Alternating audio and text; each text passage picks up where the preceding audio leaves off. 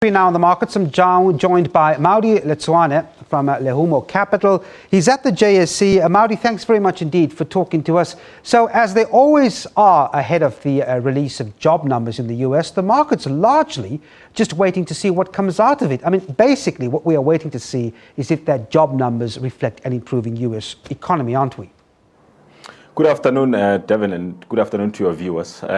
It's always a big deal, when we have the job numbers, announcement out of the US. It's always a big deal, and of course, it's a big deal because these numbers affect not only the US economy or the US markets, but also the all other countries across the globe. Particularly emerging markets. The US has by far been one of the best performing economy in the world. And of course, their growth or their performance has obviously impacted somewhat negatively to other countries, such as South Africa. Obviously, when the US economy grows, the impact it has is that when they start increasing interest rates, it is negative for other countries, such as emerging markets, where we begin to see money flow out of the emerging markets, and also, of course, the currencies of those emerging markets come under pressure. So it is a big deal. All eyes will be on the numbers out of the US this afternoon at 3:30. The expectation is for 195,000 job numbers, and of course, the unemployment is also expected to come at 4.9. So it's a big deal. The market is watching that, of course. And ahead of that, Maudi, I see the JSE holding strong. There was a huge jump in afternoon trade yesterday. What's your take on what's happening at the moment? Yes, massive recovery. I think we also saw strong performance come from the resources sector. The gold sector has been also one of the best performing sector.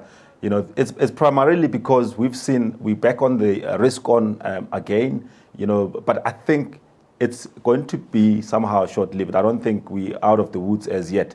Obviously when we run into oversold territories, which I think we are done with many of these companies, you're beginning to see bargain hunters coming in and beginning to pick stocks at cheap levels or bottoms, even though it's difficult to try and pick the bottom. But we've certainly seen a risk-on kind of approach. How long it's going to last is anyone's guess. I think at the moment we're still going to continue with the volatility that we've seen over the past couple of months. Let's see what the numbers are from the US, and I think that will kind of give us an idea of how we build up into the Fed meeting, which is also taking place sometimes this month. So quite a lot of volatility can still be expected. Do you think we're going to see any further rise in the oil price? I mean, I see they have risen in Asia. This after Nigeria said that crude producers plan to meet with Russia later this month to discuss an output freeze. Where do you think the oil price is going from here? Look, we could see a further recovery, but that's if. There's two things that needs to happen. One, the numbers from the US need to miss expectations. In other words, they need to be weaker than expected. Then you'll see the dollar weakening, and of course, we could see more upside on these commodity prices, including oil.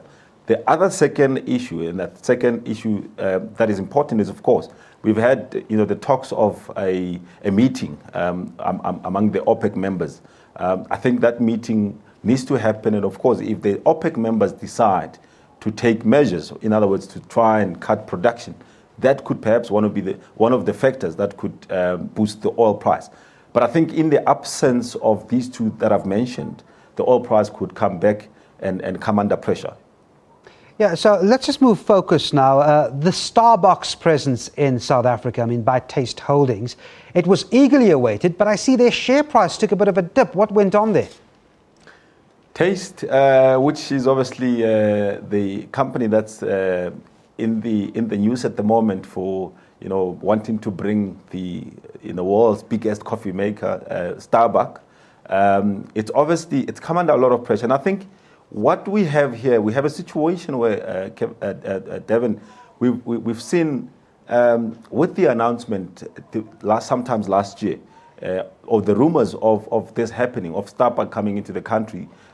We saw the investors come in and really buy shares in Taste, and I think it just went up too quickly. At some point, the share price was trading around 5 Rand, which I thought happened so quickly.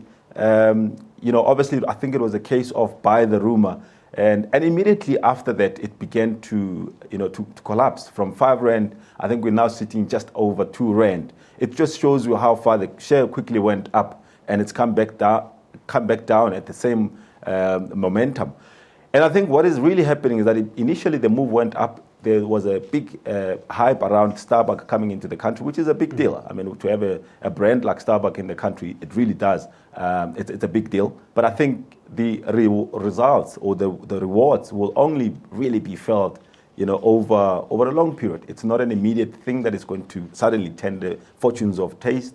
It's something that is going to obviously build up. But I've also, been operating another brand, which is Domino, which has done phenomenally well. But I think also, again, it's going to take some time before these 2 brands really add value to Taste. Okay, we're going to leave it there. Maudi Letsoane from Lehumo Capital. Thanks indeed for talking to us.